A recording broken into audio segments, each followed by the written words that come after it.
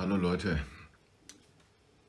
gestern war ich bei meinem Kumpel zu Besuch und wir haben dann auch mal seine Messer, die ich ihm vor 2, 3 Monaten geschliffen habe, mal gemessen, wie die denn jetzt aussehen.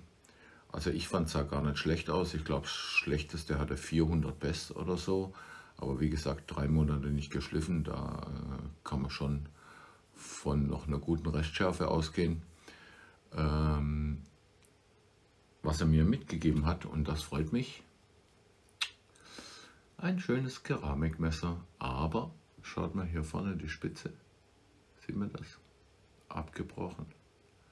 Da hat seine Frau gemeint, sie müsste eine Dose, wo die Lasche abgebrochen war, damit öffnen, und es hat auch hier über die ganze Schneide hat es immer so Ausbrüche, und das ist eigentlich genial, um mal wieder zu testen, die Wirkungsweise der CBN-Räder.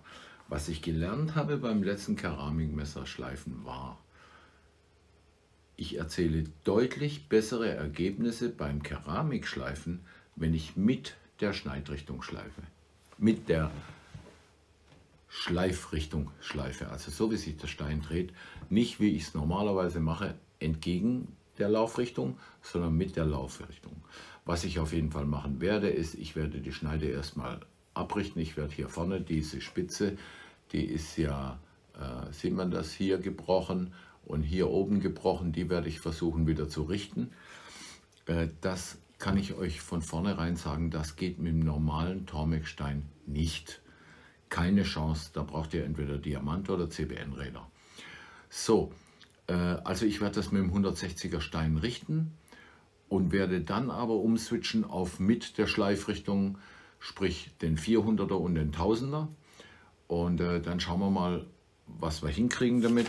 Also momentan ist es wirklich so, das Messer,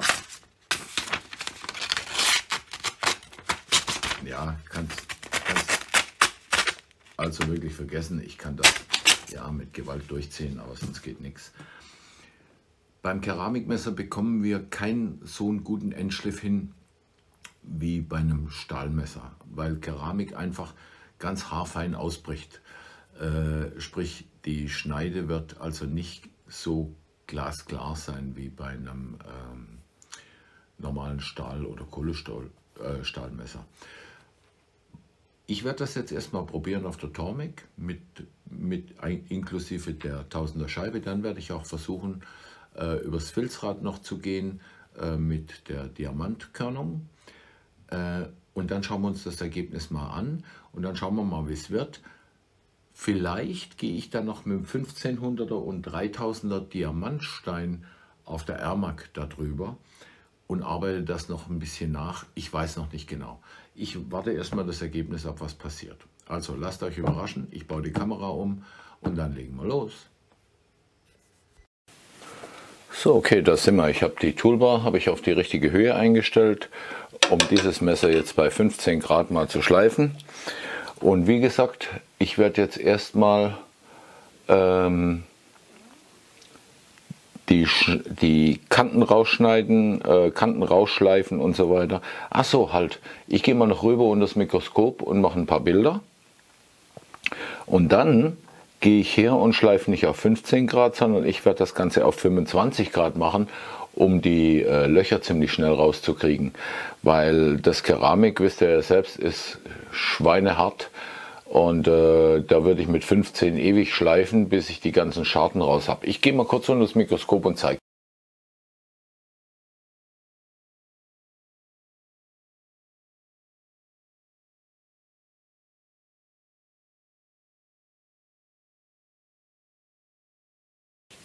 So, da bin ich wieder.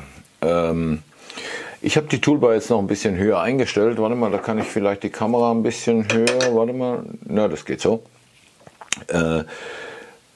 Also, die Bilder habe ich euch gezeigt jetzt. Die Spitze ist natürlich total verhunzt und auch die ganze Schneide hat überall Ausbrüche.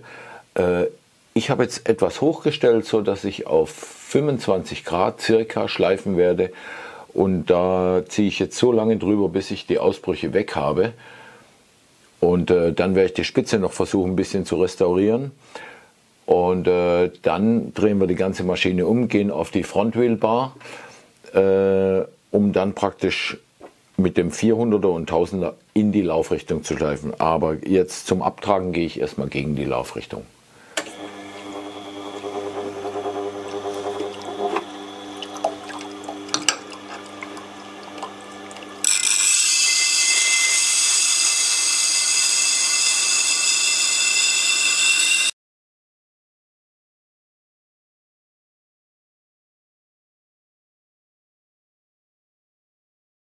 So, wie ihr seht,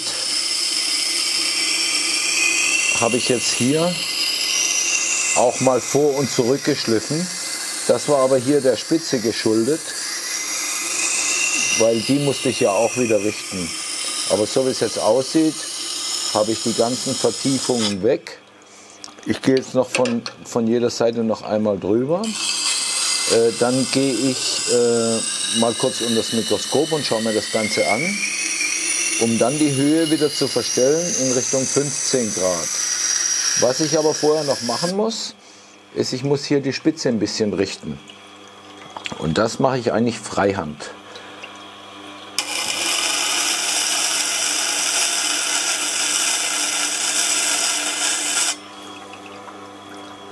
Das muss ich mir anschauen. Ja, ein bisschen darf noch.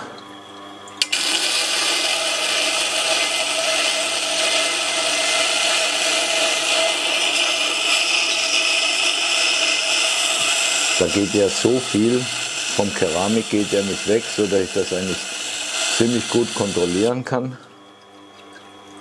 Ja, ich glaube, das sieht ganz ordentlich aus und eine Spitze habe ich auch wieder vorne. So, dann gehe ich mal kurz rüber unter das Mikroskop, mache ein paar Bilder, wir schauen es uns an und dann schleifen wir die 25 Grad wieder, boah, das ist schon ziemlich scharf, wieder runter auf.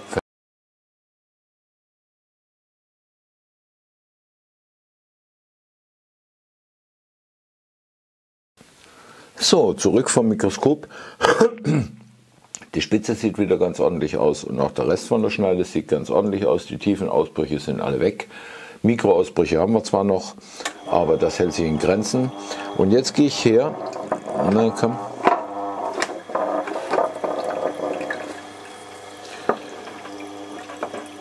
Und jetzt gehe ich her und habe die Höhe der Toolbar wieder verstellt auf 15 Grad. Und jetzt mache ich aus den 25 15 Grad. Und wie gesagt, dann bin ich praktisch viermal über jede Richtung gegangen, um aus einem 25er Winkel einen 15er Winkel zu machen. Und das bei einem Keramikmesser. Ich meine, wer sich ein bisschen auskennt, der weiß dann sofort Bescheid, wie toll dieses 160er CBN-Rad selbst nach fast einem Jahr Benutzung noch arbeitet. Ich gehe mal davon aus, dass das jetzt keine 160 mehr hat, sondern 200. Aber das tut dem keinen Abbruch. Das Ding arbeitet echt gut. So, dann werde ich mir das Ganze mal unter dem Mikroskop anschauen und mal schauen, ob ich noch nachschleifen muss, ob der Winkel schon erreicht ist oder nicht. Und dann melde ich mich wieder. So, jetzt baue ich um auf die Frontwheel Base. Schaut mal hier, das Wasser ist ganz weiß geworden von dem Keramik. Das zeigt, da geht echt was weg. So, jetzt mache ich meinen 160er runter. Warte, die Unterlegscheibe kann drauf bleiben. 160er runter, wegstellen. Generell, Leute, auch die jetzt die ganzen Räder bei mir bestellt haben, ganz wichtig, nach dem Schleifen, macht bitte das Rad runter, stellt es weg zum Trocknen.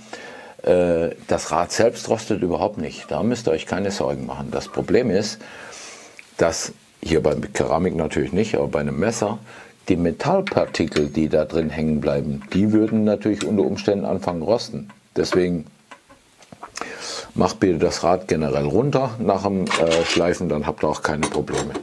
So, und was ich gesagt hatte, beim Keramikschleifen habe ich einfach festgestellt, letztes Mal bei einem Test, Moment, ich muss kurz hier die Höhe noch gleichzeitig einstellen, habe ich festgestellt, dass ich ein schöneres Schleifbild bzw. weniger Ausbrüche bekomme, wenn ich mit der Richtung schleife.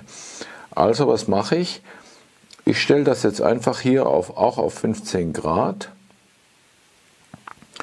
So, 92,09 brauche ich. 92,40, das ist zu viel.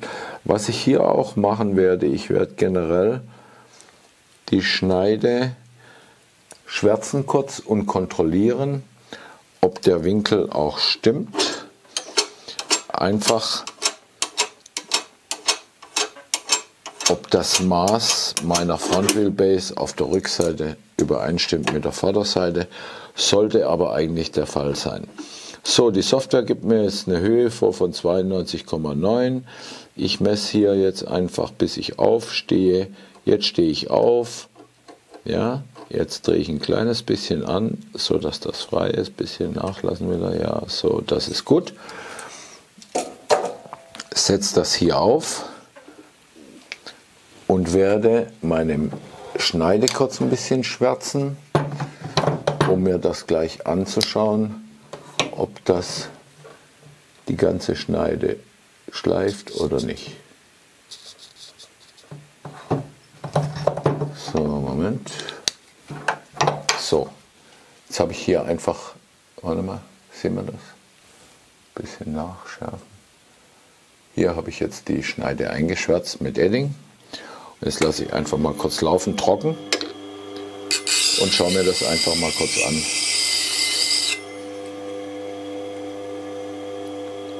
Und ich muss sagen, das Licht ist ein bisschen blöd hier. Ein bisschen runter, so. Aber auf jeden Fall ist das Ding perfekt die Schneide getroffen. Also alles gut. Das heißt, ich mache hier noch, warte, Messer weglegen. Ich mache hier noch den Wasserbehälter drunter. Und jetzt muss ich natürlich, das ist der 400er, jetzt muss ich natürlich ein bisschen länger schleifen. Also ich habe gedacht, ich gehe so 6-8 Mal drüber von jeder Seite. Keramik braucht einfach länger und ich schleife nicht mehr gegen die Richtung, ich schleife mit der Richtung. Das heißt, ich schleife auch nicht so aggressiv.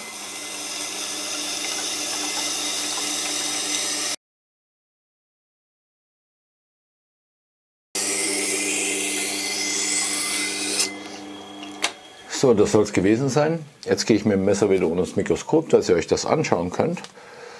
Dann machen wir einen Tausenderstein drauf und gehen über den Tausender auch noch drüber.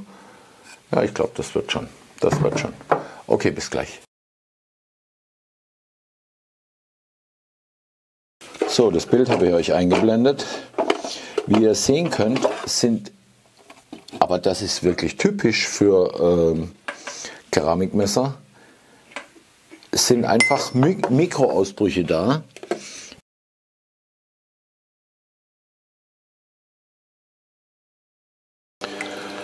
Übrigens, ich fahre hier wirklich völlig ohne Druck. Also ich habe zwar meine Finger vorne drauf liegen, aber das sind eigentlich nur so zum Stabilisieren des Messers. So, jetzt gehe ich noch einmal in jede Richtung drüber. Und dann schauen wir wieder unter das Mikroskop. Und dann werde ich auch mal einen kurzen Schärfetest machen, so mit dem Papier, dass ich mal merke, wie das läuft. Und dann überlege ich, ob ich vielleicht noch über mein Rockhard-Filzrad gehen soll oder über das Filzrad, das ich auf dem Benchgrinder habe. Muss ich mal schauen. Ich werde vielleicht eins nach dem anderen ausprobieren. Jetzt geht es erstmal um das Mikroskop.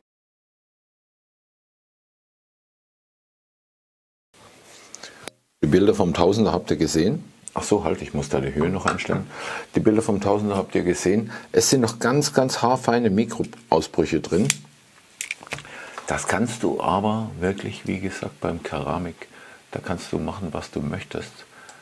Du wirst die immer drin haben.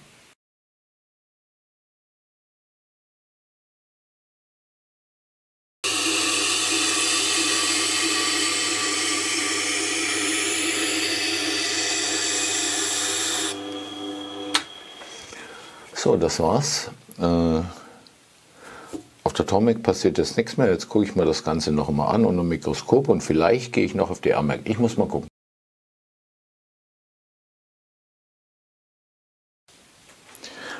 Also was ich gedacht habe, jetzt habe ich das Teil schon, dann nutze ich es auch.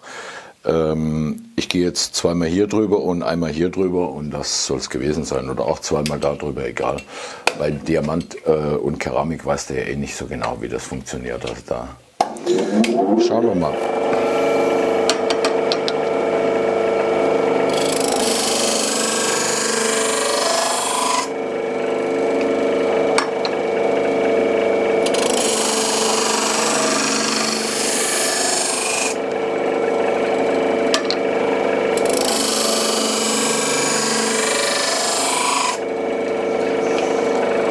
Das muss ich auf jeden Fall etwas abrichten lassen.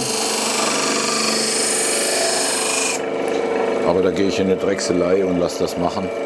Moment, ich will das Messer kurz sauber machen.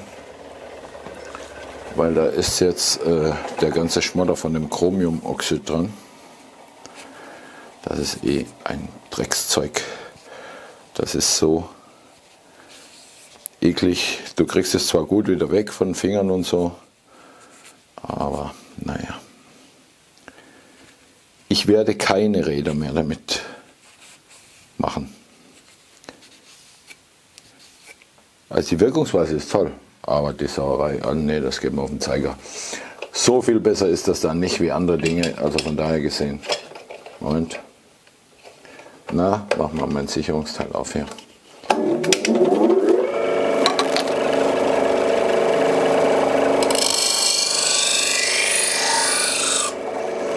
So sieht es aus, wenn ein Rad sauber läuft.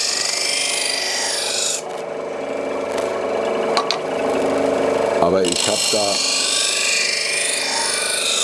eine Drechselei an der Hand, der spannt das ein und richtet das ab, dann ist gut.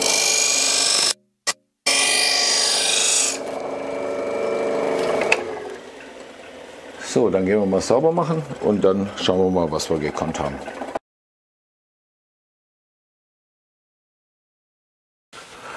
So Leute, jetzt war ich nochmal unter dem Mikroskop nach meiner mittelharten Filzscheibe und dem 0,5 Mikron Diamantpapierrad. Also ich bin ganz zufrieden mit dem Messer, so wie es geworden ist. Man sieht, glaube ich, sogar auch, hier schaut mal die Schneide, auch diese Schneide, so eine Keramikschneide, kann spiegeln und das tut sie auch, aber um es ganz ehrlich zu sagen, es sind, bleib stehen, es sind immer noch mikro feine Ausbrüche in der Schneide und das merkt man, aber, also ich habe ja vorher, habe ich ja mal einen Testschnitt gemacht, jetzt schneidet das Ding wieder ganz einwandfrei, also ja, nur auf den Besttester brauche ich damit eigentlich nicht zu gehen, weil dadurch, dass die Schneide solche Ausbrüche hat, werde ich mit Sicherheit, hey Leute, hier steht er doch, machen wir es doch einfach mal. Ich meine, das kann ja nicht schaden. Warte mal, ich stelle mal die Kamera ein bisschen runter, weil mich braucht man ja nicht unbedingt zu sehen. So, das Teil mal, so. Muss kurz einen Faden reinmachen, Moment Leute.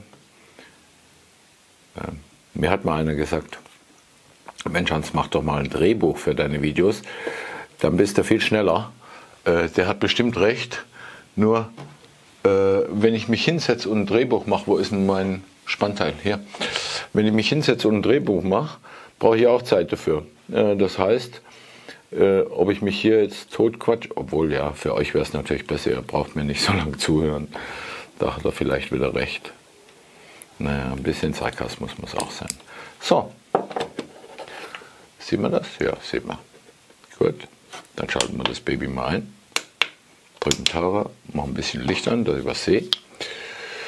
Ja, da bin ich mal gespannt, aber ich weiß, da kommt eigentlich nichts Gescheites dabei rum. Ich muss das ein bisschen versetzen, dass ich in der Mitte bin. So bin ich in etwa in der Mitte. Jetzt drücke ich nochmal Tara.